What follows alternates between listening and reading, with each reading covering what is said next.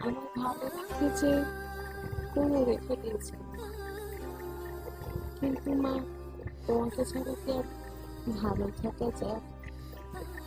তোমার মতো কেউ আমার থেকে মায়া ভরে কখনো তাকায়নি। তোমার মতো যত্ন আমার কেউ করে। জানো কি মা, মৃত মানুষকে ভুলে থাকা যায়, সান্ত্বনা মিলছে, কিন্তু বেঁচে থেকেও আমার মা আমার সাথে নেই, এই কষ্টটা অনেক বড় কষ্ট। একটা মেয়ে কয় বছরই বা মায়ের কাছে থাকতে পারে?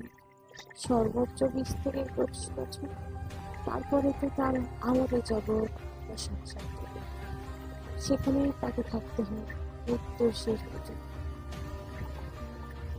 একটা মেয়ে যেখানে জন্ম হয় সেখানে কিন্তু মরে।